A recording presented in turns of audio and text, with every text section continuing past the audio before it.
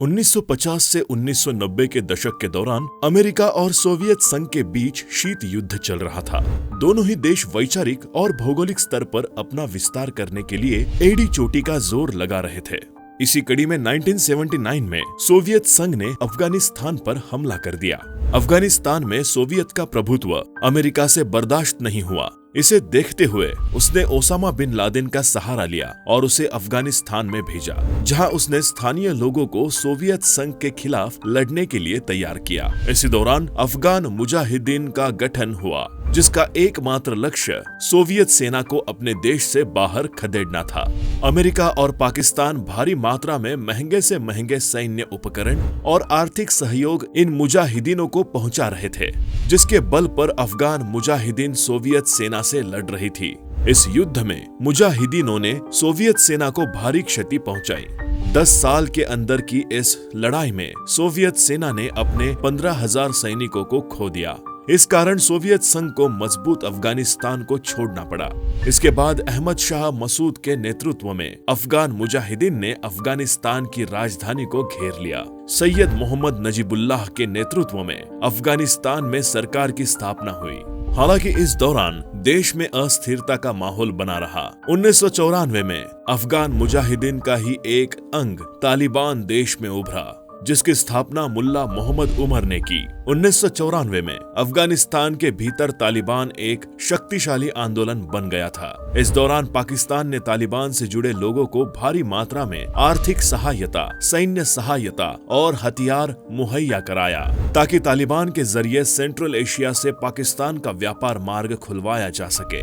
पाकिस्तान की इस सहायता के चलते तालिबान काफी मजबूत हो गया और देखते ही देखते उसने 1996 में राजधानी काबुल को अपने कब्जे में ले लिया। धीरे धीरे उसने बाकी हिस्सों को भी अपने गिरफ्त में लेने की शुरुआत की। इस बीच अफगानिस्तान की सरकार और तालिबान के बीच कई सारे युद्ध हुए। इस दौरान पाकिस्तान ने तालिबान के साथ विभिन्न स्तरों पर अपने रिश्ते मजबूत कर लिए थे।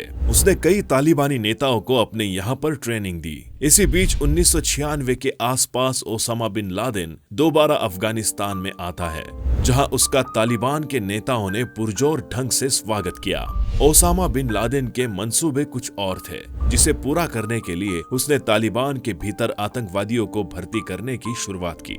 इसे देखते हुए संयुक्त राष्ट्र संघ ने ओसामा बिन लादेन को पकड़ने के लिए प्रस्ताव पारित किया, जिसका कोई ठोस निष्कर्ष नहीं निकला।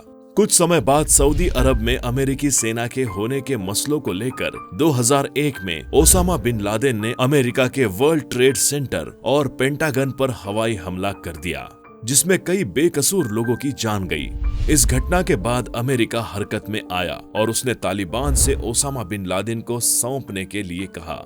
अमेरिका के इस प्रस्ताव को तालिबान ने अस्वीकार कर दिया। इसे देखते हुए अमेरिका भड़क गया और उसने तालिबान के कई स्ट्रेटेजिक बेस पर खतरनाक हवाई हमले किए। हमले में तालिबान को काफी क्षति पहुंचती है, जिसके चलते काबुल से उसका नियंत्रण पूरी तरह टूट जाता है। दोस्तों, आपको बता दें कि तालिबान ने लोगों को आश्वासन दिया है कि सरकार और सुरक्षा बलों के लिए काम करने वालों पर प्रतिशोधात्मक कार्रवाई नहीं की जाएगी और जीवन, संपत्ति और सम्मान की रक्षा की जाएगी। वे देश के नागरिकों से देश नहीं छोड़ने की भी अपील कर रहे हैं। अफगानिस्तान के लगभग हर हिस्से पर अब तालिबान का कब्जा हो गया है, जिसके बाद से देश में अफरा तफरी का माहौल है। लोग खुद को सुरक्षित देश से बाहर निकालने की कोशिशों में जुटे हैं और एयरपोर्ट पर काफी भीड़ भाड़ देखने को मिल रही है।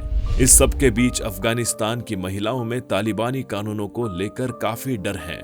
ये कानून महिलाओं की आजादी का गला घोटने जैसा है। जो महिलाएं देश से बाहर निकलने में कामयाब रहीं, वो खुद को खुश नसीब समझ रही हैं, लेकिन जो वहीं रह गई, उनका क्या? उन्हें तालिबान के क्रूर कानूनों का सामना करना पड़ सकता है। आतंकी संगठन तालिबान ने अमेरिकी सैनिकों के जाते ही पूरे देश को कब्जे में ले लिया है, जिससे इस बात का डर बना हुआ है कि वो एक बार फिर अपने नियमों को लागू कर देगा, जो महिलाओं के लिए काफी घातक है। महिलाएं सार्वजनिक स्थान पर ऊंची आवाज में कुछ नहीं बोल सकती। तालिबानी नियमों के अनुसार कोई भी अनजान शख्स महिला की आवाज ना सुने, इसलिए पहले ये नियम बनाया गया था। तालिबान के 2001 में सत्ता से बेदखल होने के बाद सारे नियम हट गए थे और महिलाएं राजनीति में भी बढ़ चढ़कर हिस्सा ले रही थी, लेकिन अब दोबारा उसका शासन अनुशासन आ गया है और एक बार फिर कभी भी ये नियम लागू हो सकता है। आपको ये बात जानकर हैरानी होगी कि अगर किसी घर की ग्राउंड फ्लोर या फिर फर्स्ट फ्लोर पर महिला रहती है तो उसके घर की खिड़की पर या तो पेंट कर दिया जाता है या फिर उस पर ऐसी स्क्रीन लगाई जाती है ताकि भीतर रहने वाली महिला को किसी भी तरह से कोई देख ना सके।